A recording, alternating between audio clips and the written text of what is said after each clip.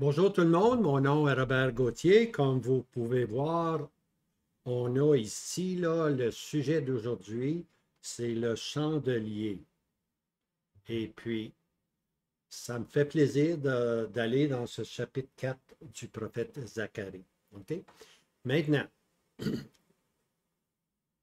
Zacharie est contemporain avec Agé. OK?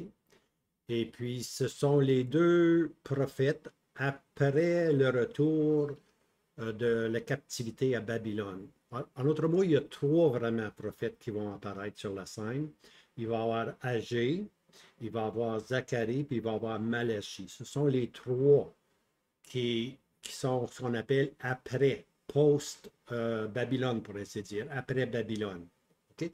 Maintenant, les deux Agé puis Zacharie sont contemporains. C'est des, sont ensemble, tout simplement. Ils vivent dans la même période. La seule différence, c'est que les prophéties arrivent un peu plus tard. Dans le cas de Zacharie, Zacharie va prophétiser 3 mois plus tard que Agé. Mais on le voit, si on regarde dans Esdras, on voit que Dieu va susciter Agé et Zacharie pour réveiller le peuple. Pour réveiller le peuple. OK? Le peuple était parti avec l'édit ou le commandement de Cyrus, le grand roi de Perse. Cyrus était bon envers Israël. Et puis, Cyrus se dit à un moment donné, laisse aller le peuple, qu'il bâtisse une maison de l'Éternel à Jérusalem. Et puis, deux éléments importants vont se lever. C'est Zorobabel, qui est le prince, et puis Joshua, qui est le grand sacrificateur. Alors, ces deux individus-là vont partir avec à peu près 50 000 personnes, puis vont aller bâtir la maison de l'Éternel. Maintenant, ça a bien commencé, mais comme souvent dans nos vies, on commence bien, mais on ne termine pas la course. Alors, le peuple s'est été un peu égaré. Des fois, on est ébloui par le monde et puis le succès du monde. Des fois, dans notre vie chrétienne, on veut être quelqu'un dans ce monde. On veut bien paraître, une bonne job, hein, une belle famille, etc., etc. Mais des fois, on est détourné du Seigneur et puis on manque la plénitude de la bénédiction. OK? Le Seigneur continue à nous bénir, mais ce n'est pas la plénitude souvent. OK? Alors, dans leur cas, eux, ils ont bien commencé, ils ont arrêté. Dieu va susciter la parole prophétique. Hein?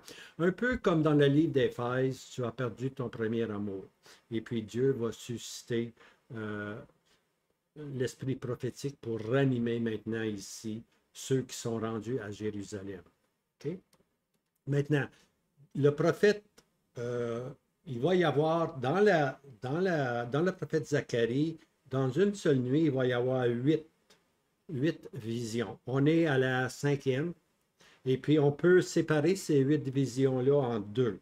Okay? Les 5 premières, c'est un encouragement. Okay? Tandis que les 3 dernières, c'est un jugement. OK? Alors, d'un côté, on a l'encouragement, puis on va finir cette note-là avec le chandelier aujourd'hui. Quel encouragement, le chandelier qui parle de la lumière. Hein? Alors, mais après ça, on va arriver avec les jugements qui devront suivre. OK? Alors, si vous voulez, on va aller de l'avant et puis je vais vous montrer ici, là, je vais retourner ici à mon... voilà, ici. On a le chandelier. OK, le chandelier. Maintenant, c'est assez simple, ça. Pour nous, les Canadiens, c'est peut-être simple parce on est dans la période présentement du sirop d'érable. Alors ici, il y a deux oliviers, il y a deux arbres. OK?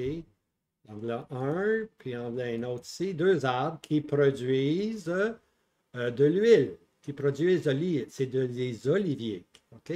Qui est de l'huile, qui produisent une bénédiction qui est l'huile. L'huile, la parole de Dieu, c'est l'onction, puis l'onction, c'est l'Esprit de Dieu. OK? Alors ici, ce sont des érables, ben, on a des conduits, hein, des conduits, puis ici, au lieu d'être de l'huile divine, on a ce qu'on appelle la sape, l'eau d'érable, et puis l'eau d'érable ne tombe pas dans une coupe, mais elle tombe dans un seau, pour ainsi dire. Et puis cette eau-là, habituellement, on avait des chevaux qui emmenaient l'eau où on faisait bouillir l'eau d'érable on faisait bouillir la sève pour avoir du bon sirop d'érable canadien. Hein? Et puis, on est connu pour l'exportation de notre sirop d'érable.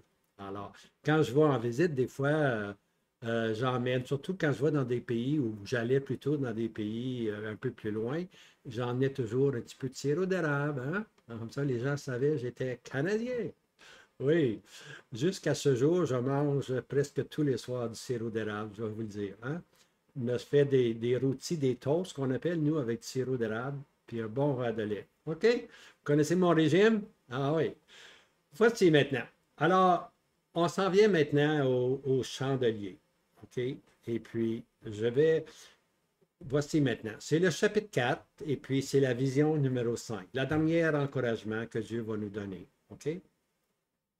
Maintenant, j'aimerais lire Lévitique 24, versets 1 à 4, parce que l'écriture par l'écriture, hein, quand on veut essayer d'expliquer quelque chose, il faut trouver quelque chose de semblable, l'ombre des choses à venir dans l'Ancien Testament, et puis voici ici l'ombre des choses à venir, puis le chandelier, c'est l'ombre, mais la réalité va être la lumière, la vraie lumière va être Christ, simplement.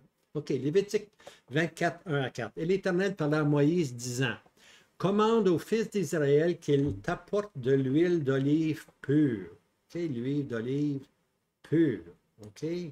Broyée. Les olives devaient être broyées pour le luminaire. Qu'est-ce qui est arrivé? Pour le luminaire, afin de faire brûler la lampe continuellement. OK? Alors, on va broyer les olives, on va en faire une huile pure pour luminaire, pour éclairer. OK? Puis cette lampe-là, elle doit éclairer continuellement. OK? Maintenant, Aaron, qui est le grand sacrificateur ici, l'arrangera devant l'Éternel. C'est-à-dire qu'il va l'emmener dans le sanctuaire, et puis la lampe va être là pour éclairer le sanctuaire. Continuellement, elle doit éclairer. Du soir au matin, OK? En dehors du voile du témoignage, dans la tente d'assignation, OK? Alors, le temple était séparé en deux. Il y avait un voile, il y avait le lieu très saint. Le propitiatoire était là. Puis il y avait un voile. Et puis là, il y avait dans la première section, il y avait, OK, on rentrait dans le temple, ou dans le tabernacle, il y avait un voile, OK? Puis là, on avait l'autel de l'or pur, OK? Où on faisait brûler l'encens. Puis là, il y avait ce fameux voile-là. Et puis derrière le voile, il y avait le propitiatoire. Puis une fois par année, le sacrificateur rentrait avec du sang, puis il aspergeait le sang, qui était symbolique pour dire qu'Israël, maintenant, durant une année, ses péchés seraient pardonnés pour un an. OK? Maintenant, il y avait dans la première section du tabernacle, dans le lieu saint, et non pas dans le lieu très saint, dans le lieu saint, il y avait ce chandelier-là qui éclairait continuellement. OK? Alors, c'est pour ça qu'il l'appelle en dehors du voile du témoignage, dans la tente d'assignation. OK? C'est un statut perpétuel en vos générations. On devait continuellement produire de l'huile. On devait continuellement, les serviteurs devaient chaque matin, chaque soir mettre de l'huile pour faire certain qu'on ne manquait pas d'huile. Manquer d'huile, on perdait la lumière. OK? Et il arrangera les lampes du chandelier pur devant l'Éternel continuellement. Alors, c'était un ouvrage manuel. OK? C'est un ouvrage manuel. Puis, dans ce qu'on va voir, on va faire une étape plus longue. Ça ne sera plus manuel. Ça va être ce qu'on appelle aujourd'hui, comme aujourd'hui, le sirop d'érable, aujourd'hui, là, c'est plus manuel. Aujourd'hui, on a des conduits, hein? Et puis, surtout, lorsqu'on est dans des pentes, là, les conduits amènent tout à un gros réservoir et puis l'eau bouille continuellement. Mais dans ce temps-là, dans le temps du tabernacle, il fallait que ça soit manuel. Mais avec Zacharie, on va voir que c'est rendu plus moderne. OK? Puis on ne manque pas d'huile. On ne manque pas d'huile, puis on n'a pas à y aller tous les jours, continuellement, parce qu'il va y avoir deux oliviers qui vont produire cette huile-là. OK? Alors, c'était simplement pour nous rentrer un peu dans le contexte. OK? On y va maintenant. Zacharie 4, verset 1 à 14. Je vais lire les trois premiers versets. Et l'ange qui parlait avec moi, ça, c'est répété continuellement. C'est l'ange qui parlait avec moi. Hein? Revint et me réveilla. Je ne sais pas comment il a fait pour dormir. Là. Pour moi, il a pris un break parce qu'il y a 8 visions, puis dans une nuit, 8 visions. Là, il se fait réveiller comme un homme qu'on réveille de son sommeil. Hein? Là, il se réveille. Hein? C'est quoi ça? Il me dit, que vois-tu? Il dit, je vois, et voici un chandelier d'or pur. Voyez-le ici, comme ça. Je vois un chandelier d'or pur et une coupe à son sommet et ses 7 lampes sur lui, 7 lampes et 7 conduits pour les lampes qui sont à son sommet, et 2 oliviers auprès de lui, l'une à droite de la coupe et l'autre à gauche. Ça peut sembler un peu, mais on va le visionner. On va le visionner. Voici. OK, maintenant, j'ai un petit détail ici, là. Il y a une petite étoile. Ça, c'est parce que M. Darby, dans sa traduction, il a mis des étoiles des fois, là. Puis des étoiles, c'est des notes. Il a mis simplement des notes pour expliquer un peu la langue originale qui est l'hébreu. Parce qu'on est dans l'Ancien Testament, on est dans l'hébreu, dans le Nouveau, dans le grec. Il fait pareil. Okay? Mais ici, la petite note, 4, chapitre 4, verset 2, la petite note ici, là, 7 conduits, ça veut simplement dire 7 et 7. C'est-à-dire 7 conduits pour chaque lampe. OK? Alors, on va revenir là-dessus. Vous allez voir, c'est important. 7 et 7. 7 conduits pour chaque lampe. Mais on va regarder mon diagramme, ma photo. Voici. Alors là, ici, on a notre chandelier. On va y aller étape par étape, OK? Et voici, je vois un chandelier. Bien, le chandelier, là, bien aimé, c'est lui ici. C'est le chandelier. OK? C'est ça qu'on, dans le temple, c'est ça qu'on avait, un chandelier, mais il fallait mettre soi-même manuellement l'huile. Ici, comme je disais, c'est un système plus moderne. On n'a pas besoin d'alimenter tous les matins, tous les soirs avec de l'huile. Il va y avoir un circuit qui est continuel, tout simplement. OK? Alors, le chandelier, vous voyez le chandelier, tout en or, naturellement, l'or parle de la divinité, hein, le témoignage, la lumière est divine. OK? Et une coupe à son sommet. Ici, c'est la coupe. Vous voyez ici la coupe à son sommet. Alors, voici la belle coupe en or, naturellement. Tout est en or ici. OK? Tout est divin. Alors, la coupe, elle, c'est comme un réservoir qui va recevoir l'huile, OK, à son sommet. Et c'est 7 lampes. OK, c'est 7 lampes ici, là. C'est ça ici. 1, 2, 3, 4, 5. C'est 7 lampes. C'est ça. Et ici, c'est un feu, là. C'est ça qui donnait la lumière. Mais c'est ça qu'on appelle des lampes, hein? Les 7 lampes. Et sur lui, 7 lampes. Et c'est 7 conduits. Voyez-vous ici les 7 conduits, là? 1, 2, 3, 4, 5, 6, 7. Les 7 conduits ici, là. Maintenant, si vous vous rappelez, la petite note, ça dit 7 et 7. 7 et 7. Maintenant, ici, ce diagramme-là, il est très bien. J'ai trouvé ce diagramme-là très bien. Mais en lisant la note de M. Darby, je réalise que non, il y a une petite erreur là-dedans. C'est les 7 conduits, là. Voyez-vous la petite étoile ici? Les 7 conduits, ça veut dire 7 et 7. OK? 7 et 7. 7 conduits pour chaque lampe. OK? Alors, c'est 7 fois 7. Dans le mot, là, c'est 7 fois 7. Ça veut dire que chaque conduit ici, là. OK? Alors, ici, naturellement, tu as les deux conduits principaux, hein, qui viennent des oliviers. OK? Et puis, l'huile va couler dans la coupe. Maintenant, ici, on voit 7 conduits, mais si on va aller plus exactement dans l'hébreu, c'est 7 fois 7. Ça veut dire 49. Ça veut dire qu'ici, là, il y a 7 conduits. Ici, il y a 7. Ici, il y a 7. Ici, il y a 7, 7, 7, 7. Et puis le dernier conduit, ici, il y en a aussi 7. Ça veut dire 49 conduits. OK? Si on va être exact, là, c'est comme ça.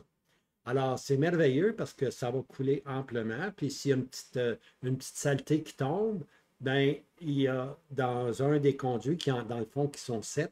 C'est pas grave, il va y en avoir d'autres qui vont alimenter et puis on ne manquera jamais d'huile. OK? 7 conduits. OK? Ça veut dire 49 conduits pour les lampes qui sont de son sommet. OK? Et 2 oliviers auprès de lui, l'un à droite, voici l'olivier numéro 1, et voici l'olivier numéro 2. OK? Alors, de ces oliviers-là vont sortir cette huile précieuse. OK? Maintenant, on se pose la question, c'est quoi les oliviers? Bien, c'est assez simple, je pense. Si on regarde le contexte du chapitre 4 et puis du chapitre 3, on réalise que 2 individus deviennent très importants. C'est dans le chapitre 4, on a vu, c'est Joshua, le grand sacrificateur, qui représente, lui, un olivier, okay, une source de bénédiction. Et puis le deuxième olivier, c'est naturellement Zorobabel, qui lui est aussi une source de bénédiction. Alors, d'un côté, Zorobabel, lui, si vous lisez Matthieu, l'Évangile selon Matthieu, à la fin de la chronologie, vous allez voir vous voyez le nom de Zorobabel. Après ça, on continue, puis on arrive au Seigneur Jésus. Alors, Zorobabel est de la descendance du Messie. Alors, Zorobabel, c'est la descendance royale, le Seigneur Jésus comme mon roi. Okay? Alors, comme roi, il va y avoir cette huile-là qui va couler. Avec Joshua, le grand sacrificateur, lui représente la sacrificature du Seigneur Jésus qui va être sacrificateur. Le Seigneur va avoir 2 caractères. Il va être roi et sacrificateur durant le règne millénaire. Il va représenter le peuple. Puis comme roi, il va avoir l'autorité. C'est lui qui va avoir toute autorité dans le millénium. Et puis, du Seigneur Jésus, de ces 2 oliviers-là qui se joignent par le haut, pour ainsi dire, va couler cette huile-là, cette onction-là, hein, cette onction divine qui va devenir la lumière du monde. Alors, le Seigneur Jésus va être, dans le règne millénaire, va être cette lumière-là, lumière divine qui va éclairer. Tout comme dans le tabernacle, la lampe éclairait le tabernacle. Maintenant, la lampe maintenant ici, le chandelier qui est Christ comme roi et sacrificateur va amener dans le règne millénaire cette lumière et cette connaissance. OK? Alors, je pense que c'est assez simple, on peut le comprendre. On continue maintenant. Et voici, et je pris la parole et dis à l'ange qui parlait avec moi. Là, c'est Zacharie qui prend la parole. Que sont ces choses, mon Seigneur? Zacharie, là, il ne faut pas oublier Zacharie. Si on regarde Zacharie 1, là, c'est marqué le prophète, fils de Bérichia, fils d'Idéo. Bérichia, c'est son père, mais il semble que son père est mort rapidement. Et puis, l'emphase dessus, Iddo, c'est son grand-père. Okay? Alors, lorsque Zacharie va prendre le rôle de prophète, il est jeune. Il ne semble pas connaître tout, puis il va poser beaucoup de questions. C'est une bonne chose. OK? Alors, quelles sont ces choses, mon Seigneur? OK? Il ne faut pas avoir peur de poser des questions. Et l'ange me parla avec moi, répondant, et dit, ne sais-tu pas ces choses? Ne sais-tu pas ce que sont ces choses? Il aurait dû peut-être savoir le chandelier, tout ça, mais en tout cas, c'est pas grave, là. Et je dis, non, mon Seigneur. Alors, voici l'humilité de Zacharie. Non, je ne comprends pas. C'est aussi simple que ça, bien-aimé. Il faut être simple dans la vie, OK? Non, je ne comprends pas. Donc, donne-moi d'autres instructions. Hein? Et puis, vous allez voir, bien-aimé, au bas de la page, quand vous regardez les vidéos, il y a des commentaires. Les commentaires, ce n'est pas juste pour me dire c'est un beau vidéo, Robert, là, puis félicitations. Les commentaires aussi, des fois, c'est pour des questions. Puis lorsqu'il y a des questions, ça me permet des fois, moi, de développer davantage. Et puis, lorsque les questions sont super bonnes, parce qu'il y en a des qui posent des super bonnes questions, bien, je prends ces questions-là puis je les mets sur ma page Facebook. Parce que j'ai une page Facebook. Et puis, quand j'écris beaucoup de choses là-dedans, là, je fais pas. Je mets mes vidéos sur la page Facebook. Je mets mes enseignements écrits sur la page Facebook. Puis, je mets aussi, lorsque les questions sont excellentes, je les mets sur ma page Facebook, mais je ne mentionne pas les noms, tout simplement. Je fais simplement dire, un lecteur m'a posé cette question. OK? Alors, n'ayez pas peur. Vous pouvez, aux commentaires, vous pouvez répondre, vous pouvez poser des questions. Puis me dire comment vous avez aimé la vidéo. Puis n'oubliez pas de partager les vidéos pour que les gens puissent s'abonner. C'est important de s'abonner parce que quand on s'abonne, je ne sais pas si vous avez remarqué, mais il y a une petite cloche qui est là. C'est important de peser sur la cloche parce que la cloche va vous permettre que chaque fois que je fais une nouvelle vidéo, vous allez être averti. Pas obligé de l'écouter maintenant. Vous pouvez l'écouter dans le week-end prochain, mais au moins vous savez qu'elle est là. OK? Alors, ici, il a posé des questions, puis il a dit non, et il répondit, il me parlait disant, c'est ici la parole de l'Éternel à Zorobabel, disant, alors, ni par force, ni par puissance. OK? Alors, ni, à l'autre mot, là, on parle de bâtir la maison de l'Éternel. Puis la maison de l'Éternel, bien-aimé, ne se bâtit pas par la force physique, ni par la puissance militaire. OK? La maison de l'Éternel, elle se construit par mon esprit, dit l'Éternel. OK? Alors, ni par force, ni par puissance, mais par mon esprit, dit l'Éternel. Il faut se rappeler qu'on est en train ici de bâtir la maison de l'Éternel. OK? Je vais juste mettre ma petite chienne, Cookie, à l'extérieur parce qu'elle demande la porte. Hein, Cookie, choisis ton frère, toi. Elle va demander la porte. Et je vais dans un des vidéos. Ça, c'est bon.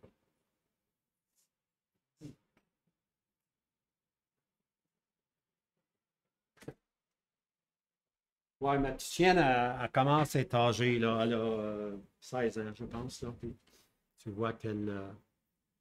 Ah, c'est comme ça, hein? C'est comme ça la vie.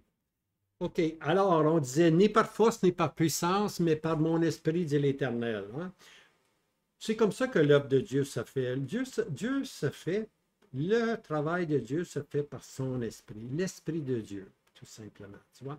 Alors ici, dans le verset qui suit, qui es-tu, grande montagne? Dans le chapitre 6, on va voir une montagne, c'est quelque chose qui est une puissance, c'est quelque chose qui résiste. Hein? Alors, dans le chapitre 6, vous allez voir, c'est mon chapitre favori, deux montagnes d'airain. Hein? Puis des chariots sont entre les deux montagnes d'airain. Ils ne peuvent pas aller plus loin. Alors, OK, ici, simplement, les montagnes, c'est une puissance, c'est des puissances, OK? Alors, il y avait une résistance à bâtir la maison de l'Éternel. Il y avait une résistance à bâtir la maison de l'Éternel. Les ennemis, les Samaritains, les voisins n'aimaient pas qu'on bâtisse de nouveau la maison de l'Éternel.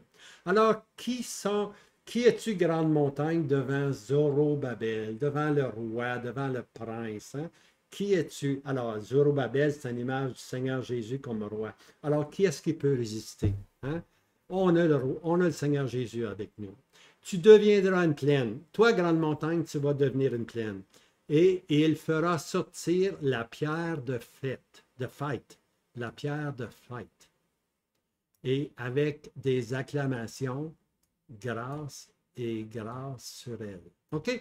Maintenant, on a vu avec Josué, il y avait une pierre qu'on appelle la pierre de coin ou la pierre de fondement, puis il était gravé dessus 7 yeux. OK? La pierre de fondement avait 7 yeux qui parlent de la connaissance, l'intelligence. Dieu, dans ses propos, connaît toutes choses, puis il va accomplir son grand destin qu'il a décidé pour le peuple d'Israël, que le peuple d'Israël soit un jour la première des nations, et puis que tout le monde se soumette à Israël. OK? Alors, mais sur la pierre qu'on a posée, il y avait une gravure des 7 yeux de l'Éternel. OK? Maintenant, ça, c'était la pierre de coin. C'est la pierre qui va donner la direction, la pierre de coin. Parce que ta pierre de coin, elle est croche un peu, elle n'a pas une bonne angle, ben, toute la bâtisse va être, va être, va être croche, pour ainsi dire. Mais ici, on est rendu vers la. Ici, on est rendu là, je ne sais pas quelle année qu'on est rendu ici, là, la quatrième, cinquième année. C'est la 6e année que la maison va être complète, hein. Mais ici, on s'approche de la fin de la construction. Puis qu'est-ce qui va arriver? Qu'est-ce qui va arriver? Les ennemis se sont opposés, c'est pas grave. Il te fera sortir la pierre de fête, qui est la pierre qui couronne tout, c'est la pierre qui ferme la bâtisse, pour ainsi dire. OK? Maintenant, sur cette pierre-là qui va compléter la maison de l'Éternel, il y a une chose qui est écrite. OK? Il y a un seul mot qui est écrit, c'est grâce. Sur cette maison-là va être écrit grâce. OK? Alors, lorsque le règne millénaire va arriver, ça va être uniquement à cause de la grâce de Dieu. Hein? Puis c'est pareil dans nos vies, bien-aimés, c'est à cause de la grâce de Dieu. On est converti, c'est la grâce de Dieu. Israël va passer par le même cheminement. Eux, ça va être par des grandes tribulations, des grands troubles tels qu'il n'y en a jamais eu, afin qu'ils se tournent avec repentance vers Dieu. Et puis, il va avoir en eux une nouvelle naissance. Une nouvelle naissance, comme nous, on a une nouvelle naissance. Pour eux, ça va être une naissance nationale. Okay? C'est une nation va naître en un seul jour. Okay? Ça va être l'œuvre du Seigneur Jésus lorsqu'ils vont se tourner et vont dire quelles sont ces marques à tes mains. Celles que j'ai été blessé dans la maison de mes amis, de mes frères, pour ainsi dire. Alors, il va y avoir une naissance nationale. Okay? Mais quand je parle de national, c'est le petit résidu qui va devenir la nation d'Israël. Le reste est apostat. Le reste est incrédule. Alors, eux, cette nation-là va être jugée, mais le résidu devient, lui, la nation. Okay? C'est une résurrection nationale. Okay? On lit dans Ézéchiel 36 que je verserai de l'eau sur eux, puis il va y avoir ils vont être purifiés, puis Israël va naître comme une nation en un seul jour. Okay? Ce n'est pas 1948. Oubliez 1948. Il ne faut pas l'oublier. 1948, c'est un retour patriotique. Donc, Dieu va avoir sur le terrain des Juifs, mais dans cette masse de Juifs-là, il va en avoir un petit résidu de rien qui vont se tourner vers le Seigneur Jésus. Un peu comme dans Luc, hein, des Marie, des Marthe, hein, des Siméon. J'ai vu le salut de Dieu. Hein. Alors, mais sur cette bâtisse-là, une fois qu'elle est finie, un seul mot, la grâce de Dieu. La grâce de Dieu. Verset 8. Et la parole de l'Éternel vient à moi disant, les mains de Zorobabel ont fondé cette maison et ses mains l'achèveront. OK? Le Seigneur Jésus, c'est lui qui va soutenir, c'est lui qui a désiré Israël comme témoignage, comme lumière. Israël n'a pas été une lumière. Mais ici, Zorobabel, le Seigneur Jésus va compléter cette maison et ses mains l'achèveront. OK? Et il sera que l'Éternel des armées m'a envoyé vers vous. Puis là, on lit ceci. Qui a méprisé le jour des petites choses? Le jour des petites choses. Souvent, on fait un travail pour Dieu et puis on pense que dans tout ce désordre-là, on peut créer une maison pour l'Éternel. C'est le jour des petites choses. Hein? Puis les gens méprisent. Les gens méprisaient lorsqu'on bâtissait la maison de l'Éternel. Les Samaritains, hein, comme je disais, méprisaient. Puis on voulait nuire à l'œuvre. Mais l'œuvre s'accomplit, non par force, non par puissance, mais par mon esprit, dit l'Éternel. Okay? C'est comme ça qu'il faut comprendre l'œuvre de Dieu. Par l'Esprit de Dieu. Okay? Alors, qui a méprisé le jour des petites choses? Ils se réjouiront, ces sept-là. OK? Maintenant, ces sept-là, on va voir c'est quoi. Et ils verront le plomb dans la main de Zorobabel. Ce sont là les yeux de l'Éternel qui parcourent toute la terre. OK? Alors, ils se réjouiront, ces sept-là. Alors, les sept-là, ce sont les sept yeux qui ont été gravés. Tu te rappelles quand Josué a mis la pierre de fond, pour ainsi dire, la pierre de fondement, il avait gravé 7 dieux. Alors, ces 7 dieux-là, OK, qui parlent de la connaissance de Dieu, ces 7 dieux-là, où Dieu va se réjouir, OK, va se réjouir.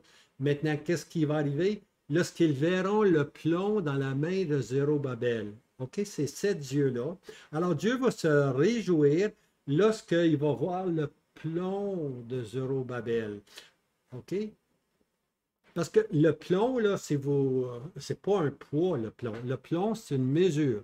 C'est dans, j'ose dire, dans l'ancien temps, là. Dans mon temps, dans ma jeunesse, je me rappelle, mon père, il bâtissait des maisons, puis il y avait un plomb.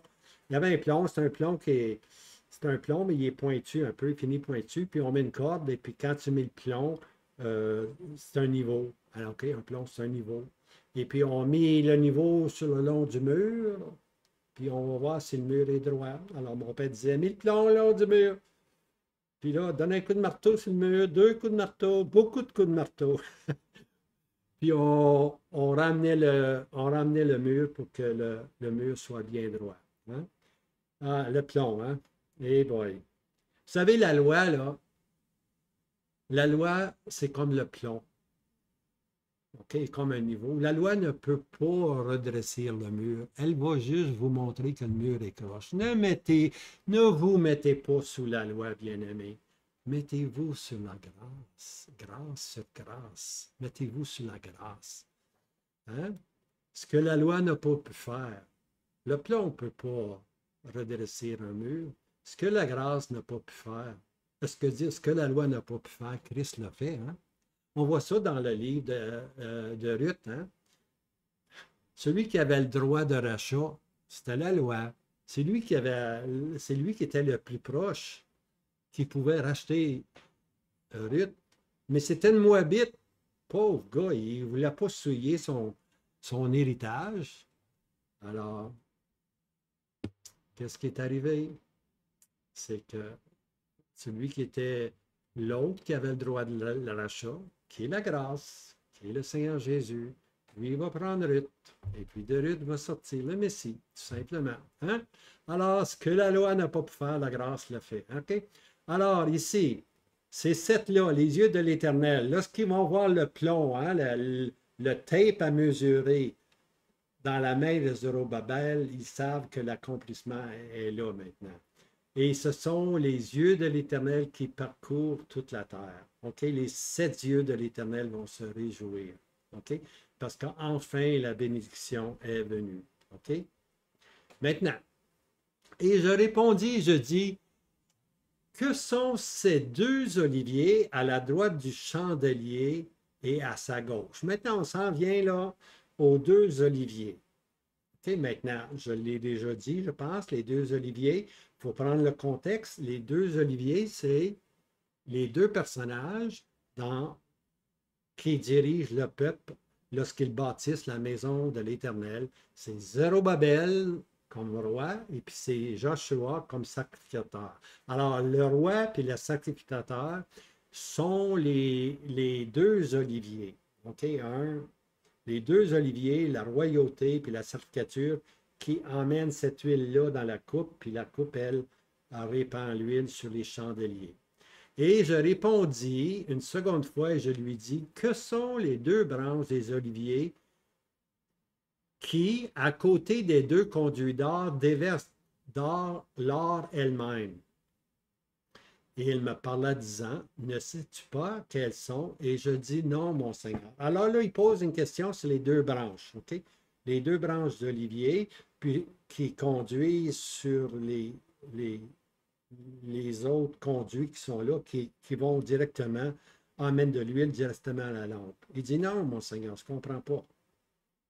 Zacharie 14, qui est le dernier verset, et il dit, ce sont les 2 fils d'huile qui se tiennent auprès du Seigneur de toute la terre. Alors, les 2 conduits, les deux fils d'huile, les 2 conduits qui sont alimentés par l'olivier. Okay? Alors, un des oliviers et Joshua, le grand sacrificateur. L'autre conduit est le roi d'Israël, le Seigneur Jésus dans sa royauté, Zorobabel, le prince.